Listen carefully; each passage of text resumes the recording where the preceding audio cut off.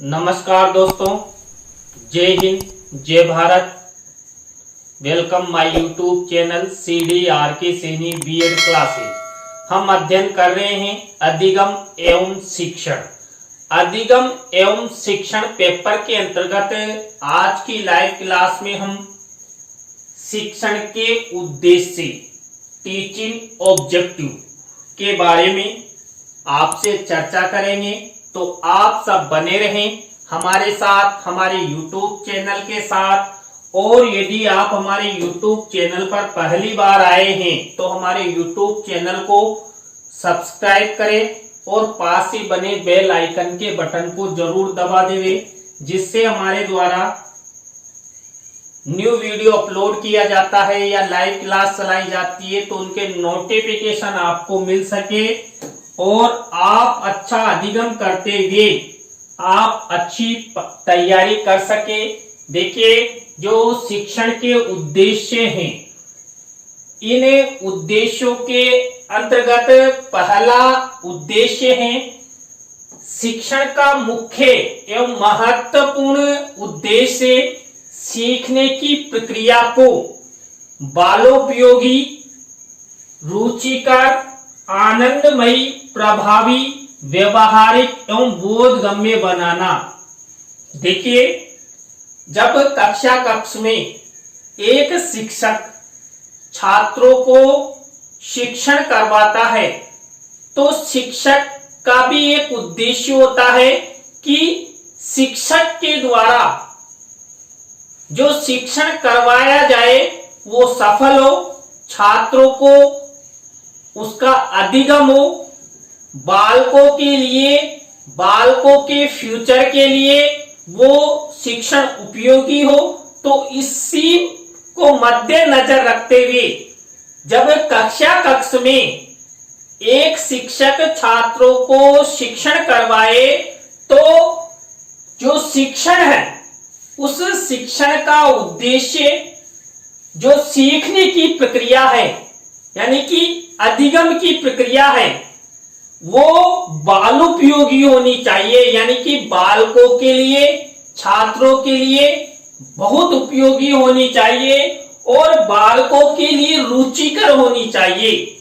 शिक्षक को शिक्षण के दौरान ऐसे विषय शिक्षण करवाने चाहिए जिससे बालकों में रुचि बढ़े, बालक शिक्षा ग्रहण करने हेतु उस टॉपिक के बारे में अच्छी तरह समझे, उस विषय को पढ़ने हेतु छात्र हमेशा तैयार रहे। आनंदमयी, देखिए जो शिक्षण होता है ये शिक्षण आनंदमय होना चाहिए। कभी भी जो शिक्षक द्वारा शिक्षण करवाया जाए वो छात्रों पर भार स्वरूप नहीं होना चाहिए। छात्र आनंद के साथ बिना किसी भय के वो अच्छा शिक्षण करे, प्रभावी होना चाहिए। शिक्षण प्रभावी होगा तभी छात्र उसका अधिगम करेंगे और छात्रों में शिक्षण का अधिगम होगा तो छात्रों का ज्ञान बढ़ेगा, छात्रों के लक्ष्य पूरे होंगे और फ्यूचर कृत शिक्षण अच्छा होगा।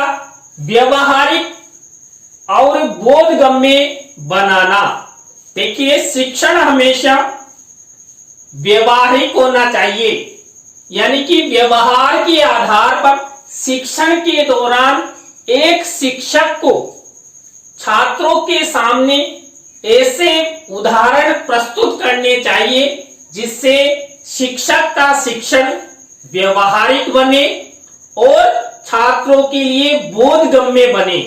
देखिए, छात्र उसको जानेंगे, समझेंगे, तभी वह जो विषय, जो प्रकरण शिक्षक द्वारा शिक्षण करवाया गया वो सार्थक होगा, छात्रों के लिए उपयोगी होगा। तो ये शिक्षण का पहला उद्देश्य है क्योंकि ये सबसे महत्वपूर्ण माना जाता है। इसी तरह शिक्षण का दूसरा उद्देश्य है छात्रों की मूल प्रवृत्तियों को सही दिशा प्रदान करना। देखिए, बालक जब शिक्षण करते हैं तो बालकों में विभिन्न प्रकार की मूल प्रवृत्तियां जन्म लेती है। कक्ष में भी बालक कई प्रकार की प्रवृत्तियां अपनाते रहते हैं, तो उन प्रवृत्तियों को सही दिशा निर्देश देना शिक्षण का उद्देश्य होता है। शिक्षण के दौरान एक शिक्षक द्वारा छात्रों को सही दिशा निर्देश दिया जाएगा, उनकी प्रवृत्तियों को देखा जाएगा कि बालकों में कौन कौन सी सकारात्मक प्रवृत्ति है, कौन कौन सी नकारात्मक प्रवृत्ति है। तो उसके आधार पर वैज्ञानिकता अपनाते हुए शिक्षक यदि शिक्षण करवाता है तो शिक्षक का शिक्षण सफल होता है। तो शिक्षण का उद्देश्य हुआ मूल प्रवृत्तियों को सही दिशा निर्देश प्रदान करना, किनकी? छात्रों की।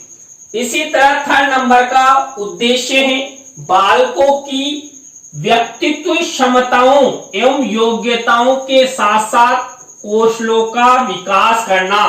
देखिए, कक्ष में छात्रों को जब शिक्षक द्वारा शिक्षण करवाया जाए तो यहाँ पर बालकों के व्यक्तित्व की क्षमताओं को ध्यान में रखा जाए, बालकों की योग्यताओं को बढ़ाने का प्रयास किया जाए, बालकों की योग्यताओं को ध्यान में रखकर बालकों का स्तर देखते हुए ही शिक्षण करवाया जाए। लेकिन बालकों के व्यक्तित्व क्षमताओं और योग्यताओं के साथ साथ बालकों में कौशलों का भी विकास करना चाहिए। बालकों में जो कौशल है, चाहे भाषाई कौशल हो या जीवन जीने का कौशल हो, इन सब के बारे में शिक्षण के माध्यम से यदि उनका विकास किया जाएगा तो शिक्षण सफल होगा। तो शिक्षण का प्रमुख उद्देश्य कौशलों का विकास भी माना जाता है। देखिए, एक शिक्षक जब कक्ष में छात्रों को पढ़ाता है तो शिक्षक का भी उद्देश्य होता है, शिक्षण का भी उद्देश्य होता है और छात्रों का भी उद्देश्य होता है।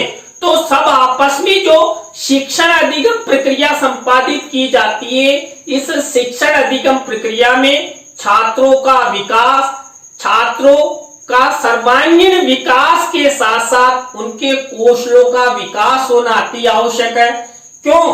क्योंकि वही छात्र आगे जाकर एक शिक्षक बनते हैं, देश का निर्माण करते हैं, देश की आने वाली पीढ़ी का फ्यूचर निर्धारण करते हैं। तो हमेशा छात्रों में शिक्षण के माध्यम से कौशलों का विकास होना चाहिए। इसी तरह देखिए, नेक्स्ट शिक्षण का उद्देश्य है छात्रों में नेतृत्व क्षमता, नैतिक एवं सामाजिक मूल्यों का विकास करना। देखिए, शिक्षण का उद्देश्य है छात्रों में नेतृत्व क्षमता प्रदान करना। देखिए, यदि छात्रों में उचित कौशलों का विकास होगा तो स्वाभाविक है छात्रों में ज्ञान का विकास होगा, और ज्ञान का विकास होगा तो छात्रों में नेतृत्व क्षमता का विकास होगा।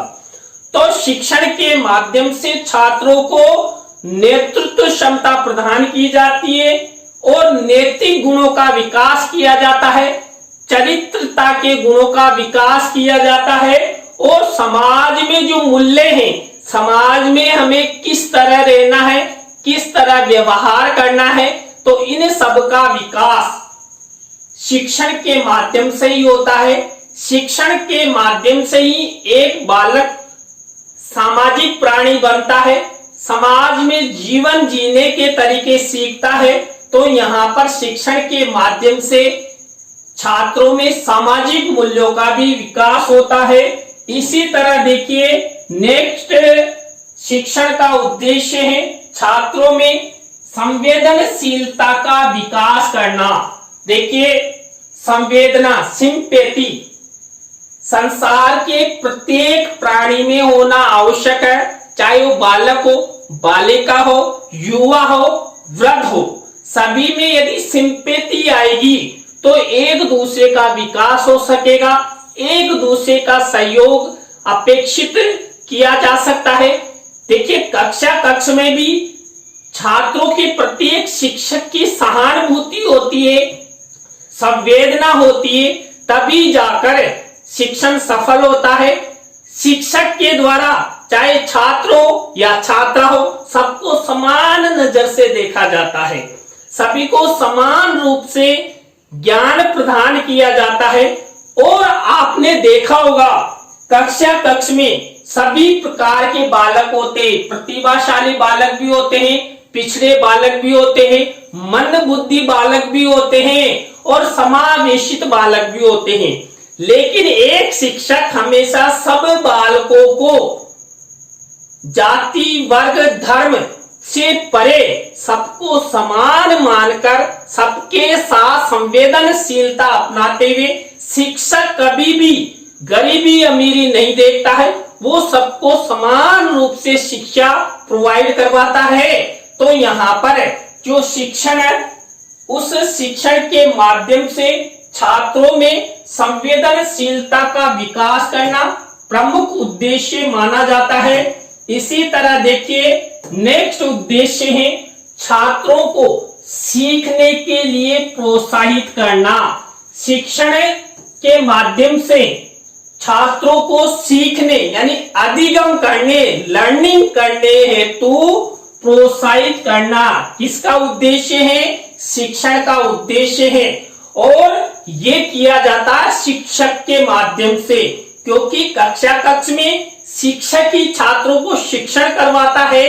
तो शिक्षक के माध्यम से सीखने हेतु छात्रों को अधिक से अधिक प्रोत्साहित करना चाहिए, उन्हें पुरस्कार प्रदान करना चाहिए।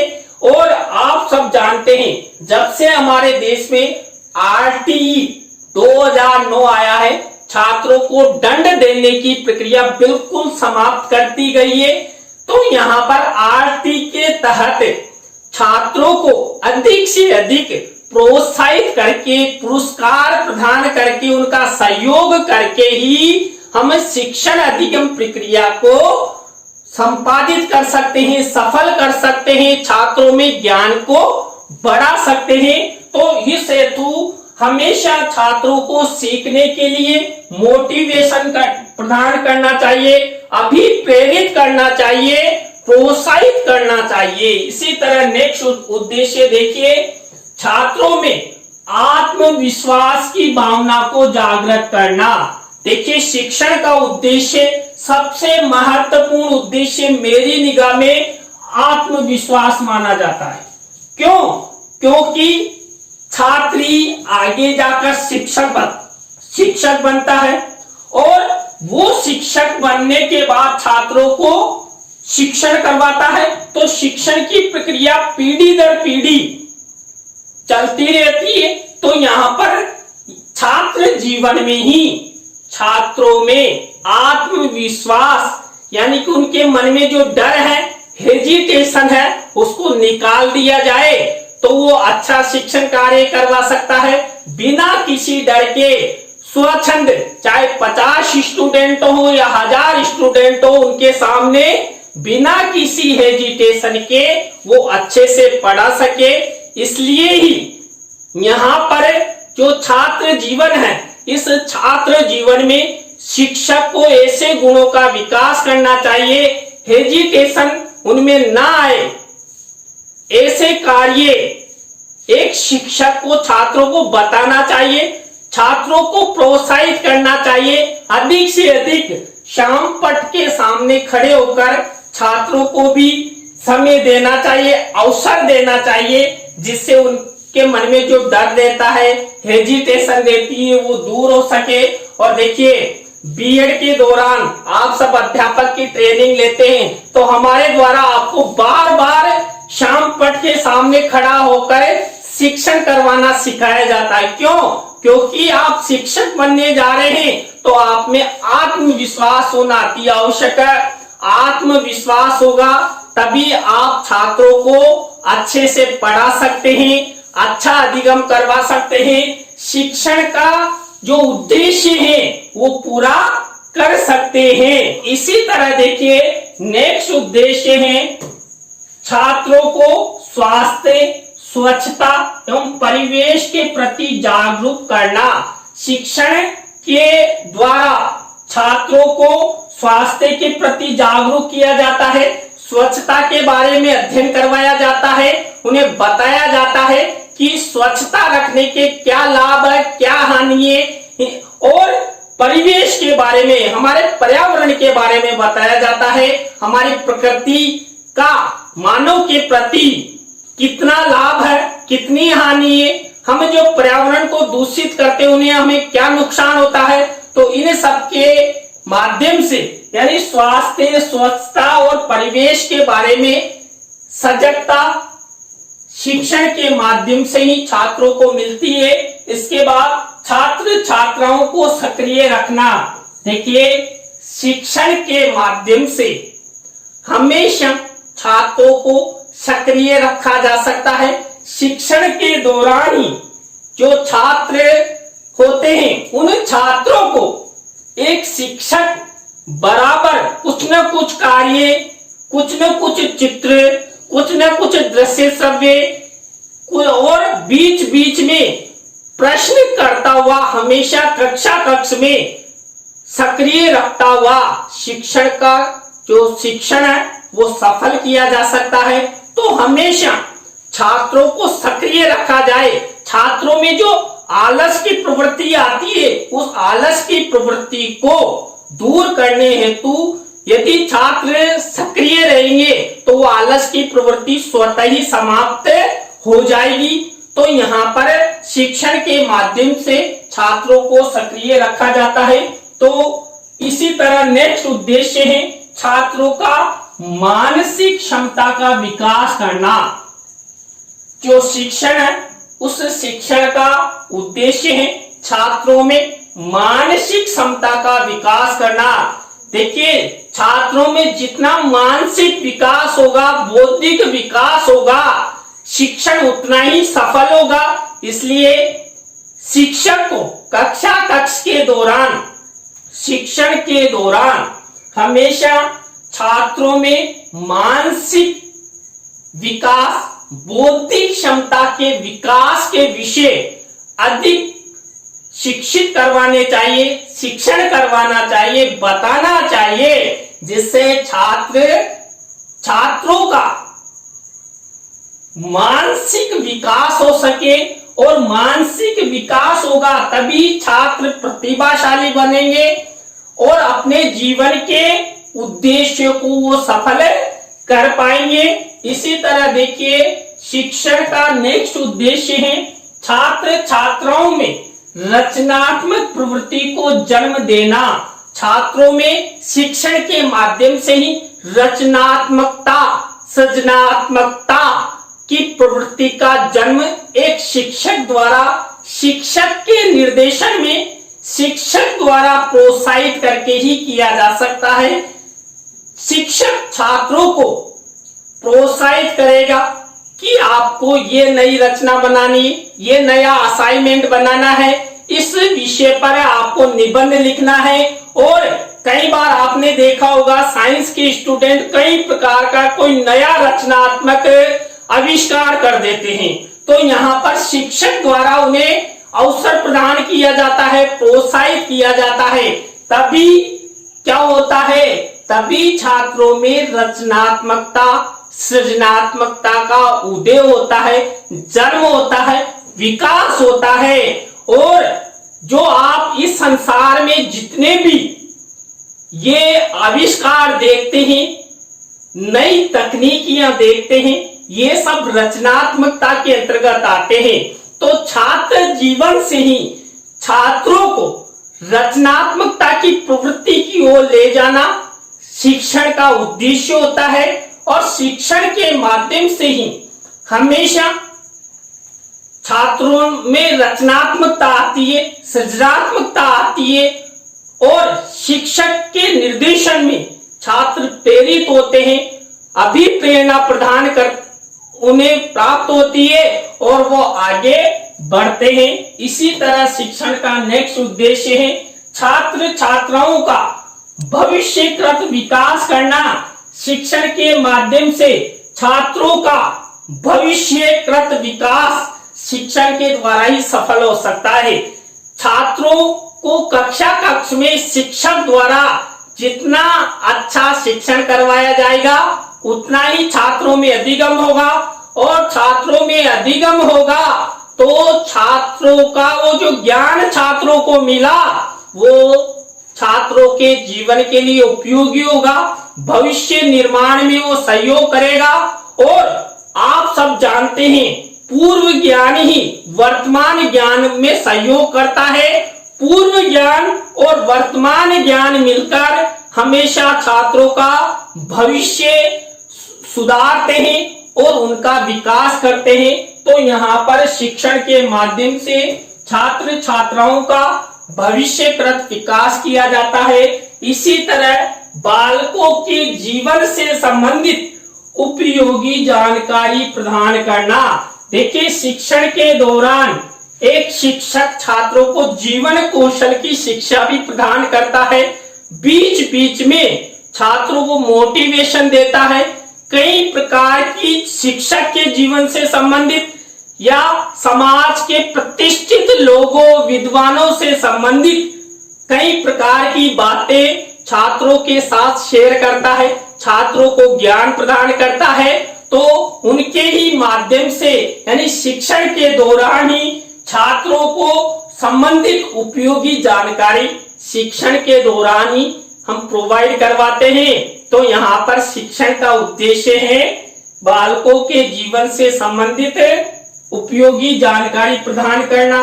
देखिए, हमने पहले भी बात की बालकों के स्वास्थ्य संबंधी जानकारी, तो यहाँ पर बालकों को उनके जीवन उनके फ्यूचर निर्माण से संबंधित भी जानकारी शिक्षक द्वारा शिक्षण के दौरान प्रदान की जाती है। बालक बालिकाओं में वातावरण के प्रति समायोजन की क्षमता का विकास करना। देखिए, कक्षा शिक्षण के दौरान छात्रों को बताया जाता है, सिखाया जाता है कि आपको स्थान, समय और परिस्थिति के अनुसार समायोजित हो जाना चाहिए। आपको जो संसाधन उपलब्ध हो उन्हीं में आप यदि समायोजित हो जाते हैं तो आप अच्छे शिक्षण कर्ता बन सकते हैं, आप अच्छे ज्ञानवान बन सकते हैं। देखिए, कई विद्यार्थियों के घर पर एसी होता है लेकिन विद्यालय में एसी नहीं होता है। तो छात्र क्या करते हैं, विद्यालय की परिस्थिति, विद्यालय के संसाधनों के अनुसार उस वातावरण में समायोजित हो जाते हैं। तो यहाँ पर शिक्षण के माध्यम से छात्रों को समायोजित करना सिखाया जाता है। तो यहाँ पर ये शिक्षण का उद्देश्य हुआ। इसी तरह देखिए, शिक्षण का नेक्स्ट उद्देश्य है बालक बालिकाओं में मानवीय गुणों का विकास करना। देखिए, जो बालक बालिकाओं होते हैं, जब बालक स्तरों के अनुसार शिक्षण करते हैं, शिक्षण करने के दौरान यानी कि बालक पहले प्राथमिक स्तर पर प्रवेश करता है, उच्च प्राथमिक स्तर पर, माध्यमिक स्तर पर, उच्च माध्यमिक स्तर पर शिक्षण करता हुआ वो महाविद्यालय विश्वविद्यालय स्तर पर प्रवेश करता है, ज्ञान प्राप्त करता है। तो बालकों में क्या होता है, जैसा स्तर उनका कैडर बढ़ता जाएगा, बालकों में मानवीय गुणों का विकास होगा और वो होगा शिक्षण के दौरान। यानी कि एक शिक्षक के सानिध्य में, यहाँ पर शिक्षक कोई भी हो सकता है, उसके माता पिता हो सकते हैं, विद्यालय महाविद्यालय विश्वविद्यालय के अध्यापक हो सकते हैं, व्याख्याता गण हो सकते हैं, कोई भी विद्वान हो सकता है। तो उनके सानिध्य में छात्रों को क्या करवाया जाता है, मानवीय गुणों का विकास करवाया जाता है। तो देखिए, आज की क्लास में हमने जो शिक्षण के उद्देश्य हैं, टीचिंग ऑब्जेक्टिव है, उनके बारे में आपसे हमने चर्चा की। तो आज की क्लास आपको कैसी लगी कमेंट्स में हमें जरूर बताएं। अच्छी लगी हो तो लाइक करें, कमेंट्स करें और शेयर जरूर करें दोस्तों। इसी तरह नए टॉपिक के साथ हम आपसे फिर मिलेंगे। CDRK Saini B Ed classes YouTube channel पर। जय हिंद, जय भारत। राम राम।